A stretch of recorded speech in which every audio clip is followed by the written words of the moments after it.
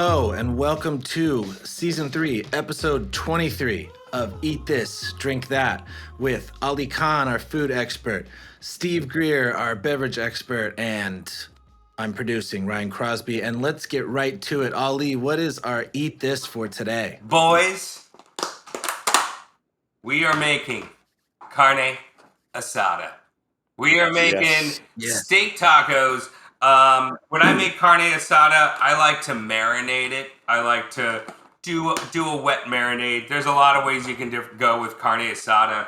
I mean, straight up, I've been to Mexico. I've gone to a taco stand. I go, what do you have? And they just point at the grill. They just make steak. They cook it over mesquite charcoal, just beef. There's no cumin. There's no salsa marinating. It's not like when you go to the carniceria in the United States. But when I make carne asada at home, I like to do the marinade. And the conclusion I've come to is when you're basically eating international, which is what Americans do.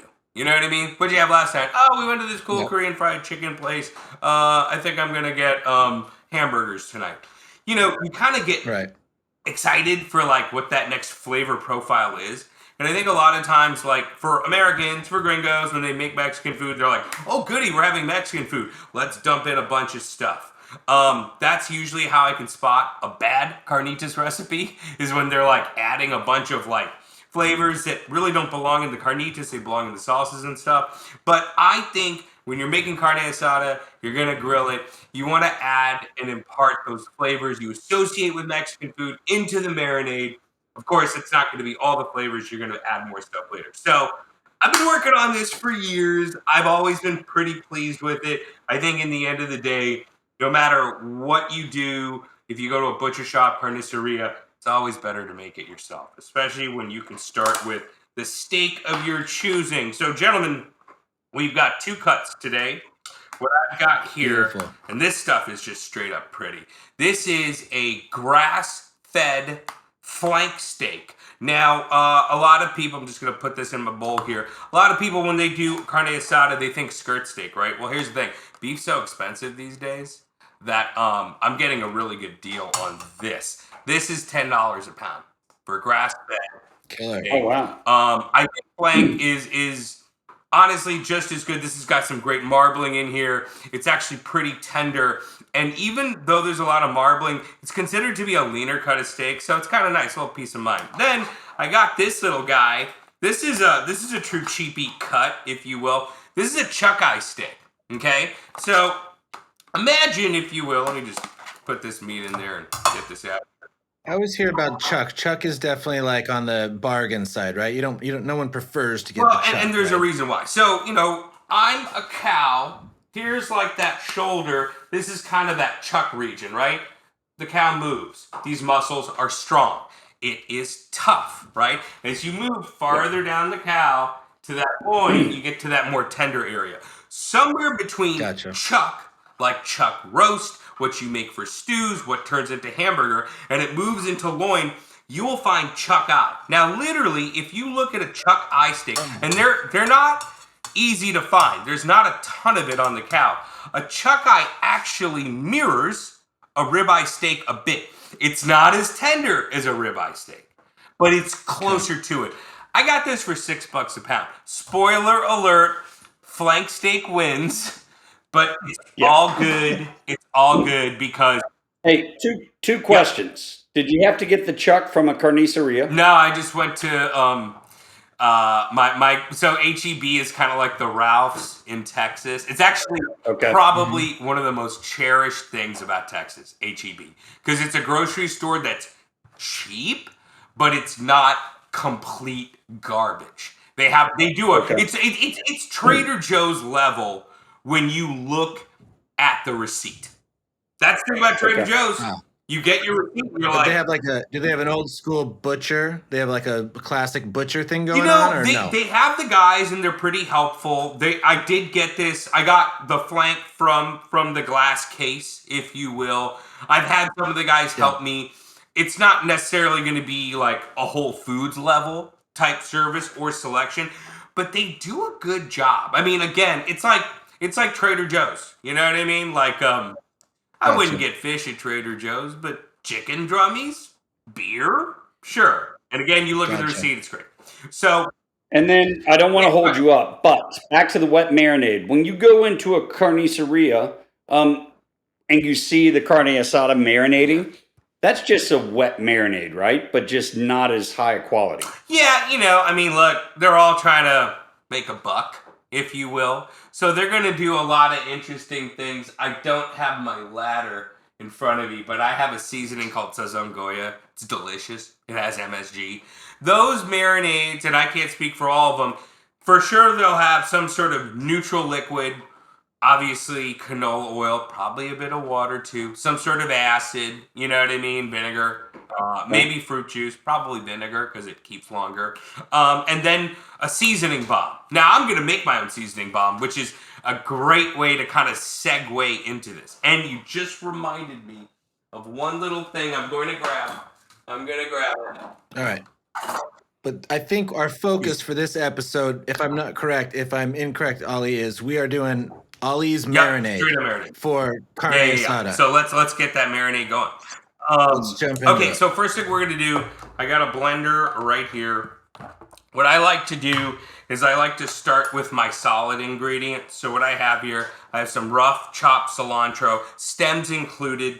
If I was doing something like a salad dressing and I just wanted pretty little bites, I just do the leaves. But I'm putting this in the blender, so I'm going to use this. Ali, what about people that don't like cilantro? Is there a good sub that you could think of for the people? Here's my thing, and I will tell you this. I grew up. I love cilantro. I know some people think it tastes like soap. You know what? So I'm just curious if say there's a sub. The correct answer is get over it. Because cilantro is all over Mexican food. It's floral. It's tasty. I'm not asking you to eat a bowl of cilantro. I'm asking you to put it into your marinade. But to your point, fair enough. Parsley, flat leaf parsley. Sure. I mean, it's just an herb. You know what I mean? Is it a make or break? No. I like the look of it. I think it adds a little bit of depth. Also, I added some chopped garlic in there too. Look, I mean, all this stuff can be played around with. Make a version, tweak it, change it around, play with it. That's the whole point. I mean, when this stuff was created, no one was trying to create some sort of science here, But I do think adding, you're building flavors here. You know what I mean? So that's where we're coming from. We got cilantro. We got fresh garlic, chopped. Yep. How you're not mincing it, are you? You're just giving it a nice chop? I will show you. These were like, I want to call them medium-sized cloves. See that? I split the clove in half and then broke it into thirds. Again, like, this isn't a dressing. This is just gonna like hit raw marinated meat. You don't have to be a perfectionist. Whatever you want to do, the blender's going to do a lot of that work. Great point. Now, we need some salt and pepper. What I've got here is about about 3/4 of a teaspoon of kosher salt and about a half a teaspoon of black pepper. Oh, I got on the beef. We'll just toss that in there. Now, this is kind of killer. Salt and pepper. And we will see this. I will send a little video of this too as a supplement. This isn't cocoa powder. It's not cinnamon. This is ground ancho chili that I toasted whole, removed the stem, and then ground it up in my coffee grinder. This is a game changer. All right. So this is like a custom powder that basically, you made. Any supermarket that has a Hispanic, Latino section is going to have ancho chilies. They're going to have guajillo. They're going to have pasilla. They're going to have arbol. Like, buy them. They're cheap. They're dried. They keep for years. Get a coffee grinder to grind them up. It will change your game. It will change your game. Nice. The color you get off this is no ground chili powder. Dare I say, even the ones that are already ground from those chilies I mentioned is going to match that. So, we got a tablespoon of that chili powder in there. Now, we're going to add a little cumin. Cumin is one of those almost red flags because, like I said, the mommy blogs will be like, oh, we're having Mexican food. Let's just pour cumin on our face. Not exactly authentico, but I do like cumin. It does have a place in Mexican food. I like the smell of it. I like to add, it's about 1/4 teaspoon, okay? And in case you're wondering, I've got about 1.5 pounds of meat, so I'm not making a big batch. I do have a recipe for, quote, a big batch of food for like 2-3 pounds. It kind of makes a little more sense. Now, we got our spices, we have our solids, our cilantro and garlic. Now we're going to get the liquid Mojo. What is this, you ask? Oh. This is a generous 1/2 cup. I'm not a perfect measurer of canola oil. We've got a 1/4 cup of lime juice and a 1/4 cup of vinegar, white vinegar, right? So 2 kinds of acid. I'm just gonna pour that in here. Look, you can go to the carniceria. There's some really cool products out there that are basically pre-made marinades. I'm just getting this on the blender. They're really great. And then once you break it down, what goes in it, a lot of it is cheap. White vinegar, cheap. Citrus, I mean, buy what you need, cheap. Canola oil, cheap. For the crazy food people out there who are like, don't want to use canola oil, you could use grapeseed oil. Anything that's neutral, in my opinion, works quite well. So this was canola oil, some vinegar, and then you use citrus, lime juice? Yeah. Okay. All right, so we're going to let it rip. I like to start, this is a 10, 1 through 10 blender. I started at 1, nice and low. And, I just like to kind of like let it go a little bit. I don't like to blast it on high. It doesn't really mix quite as evenly. And you can already, I'll show you. Just move it right in there. See that color you're getting? That is all from the ancho chili. Just that is what happens when you take an ancho chili, toast it, grind it. And guys, they're so cheap. They keep forever. They really do keep for quite a long time. I asked Alexa. She confirmed it. All right, so here, let's watch the real star of the show. I'm going to just let this go a little bit higher. We're at 1. We're taking it to 2. And over time, blenders are all a little different. You'll kind of know, like, when it starts to really get it to where you want it. I mean, look, honestly, I could probably dump this over the meat right now. What's the big deal, right? But I like to just kind of let it really rip. And this stuff tastes delicious. Before you pour it on the meat, try it. All right, now we're going to really let it rip. What you're seeing is the color change. It's because it's emulsifying more. It's bonding more with the canola oil and the ancho, right? Death metal. We're in an 8. Take it to 8. All right. Yours doesn't go to 11? You know what? Let's not do That was a great tip, though, Ali, about starting on 1. Because I know with something like cilantro, if you start on, like, whatever, 10, like you said, like, the cilantro's all going to stick to the top of the blender. So that was a great tip. And the thing is, too, like, I didn't chop it finely either. I mean, there's a lot of different ways, where do you want to do the work? But it's like, just kind of letting it start low. So, the change in color is insane. I mean... It started out like dark red, and now it's only looking do this before the meat. That's so freaking terrible. Part of it too is what this is kind of like. Honestly, gentlemen, it's kind of like chimichurri. It's kind of like chimichurri. Garlic is in here. The tang of the vinegar, and then you've got the oil being a bit of that viscousness. That kind of body. All right. So now, and so you're pouring into a glass bowl here. Is that how you're gonna marinate it in the glass bowl? And okay, so that's just gonna go right in. I've done this, and when I made a batch last night, and you will see the fruits of that labor shortly. And you want to make sure the meat's totally covered, right? So if there was, say, not enough, would you try and press the meat in there? Yeah, I mean, look, this is the other thing too, is there's all kinds of science about how much these marinades actually penetrate, Some people say, like, oh, after 4 or 6 hours, it doesn't matter. Also, because there's vinegar in here and lime juice, the proteins will break down. Listen, whatever, Trevor. I probably use some cheap meat. You know what I mean? Like that chuck eye. That was USDA Select. Right. I'm going to let it rip. Like, I love letting certain kinds of meats. I don't care about chicken. You know what I mean? I want to marinate the heck out of it. I'll let it go 24, 48 hours. 48 seems a little much, but I don't know. You stick it in the fridge and it's all good.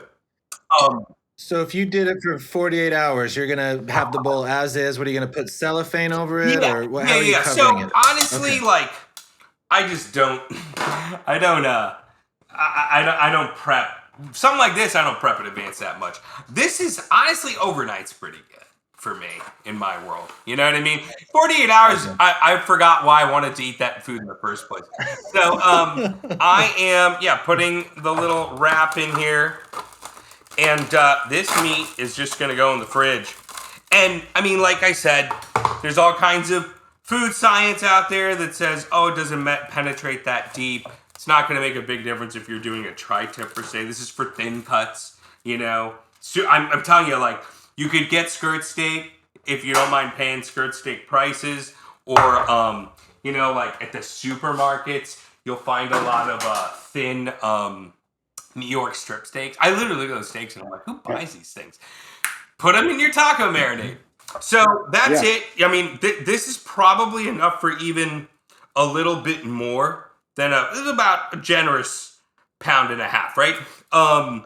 You can the seasoning is probably peaking with this much liquid. If you had a little bit less, I would maybe reduce the liquid a little bit. You know, you get enough spice in there, it's going to be fine. So yeah, this is going to go into a fridge for a couple hours. I marinated mine for about 3 hours last night. It could have gone longer. I'll probably let this rip for a while. I like the 24 hours. That's easy. You can prep the day before, overnight, throw it in the fridge, overnight. Go to sleep. You know what I mean? Do it. It's like you've already done dinner. Do the marinade. Go to sleep. And then by the time you get around to cooking in it, it'll be close to 24 hours. That'll be plenty. Yeah. One other thing.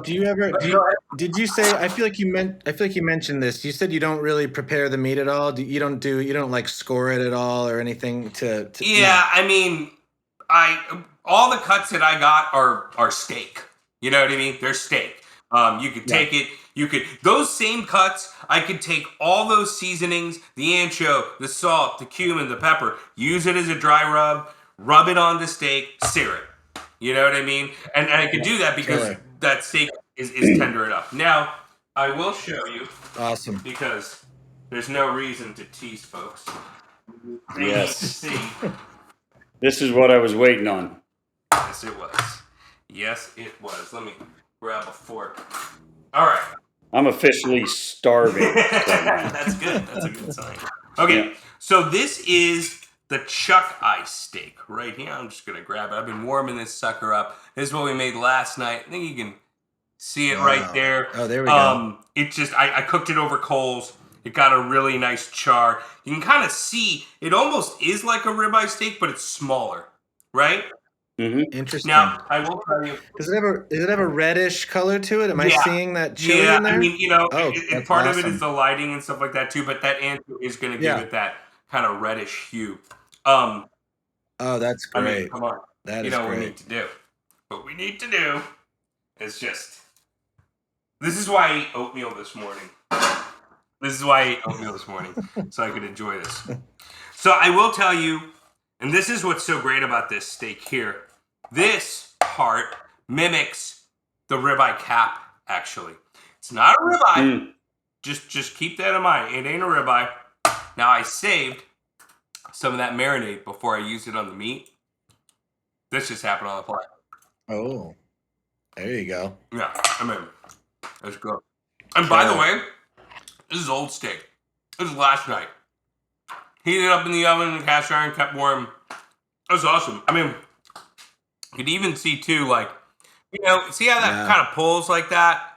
You know, and this is cheap. This was like $6 a pound. So, not bad. So the marinade's going to get into those creases real nice. And here's the thing to keep in mind. It's there, but it's not everything. It's not going to taste as intense as this marinade is. It's a nice little kind of underlying foundation. It'll help tenderize the meat. Depending on the oil content of the marinade, this one's pretty liquidy.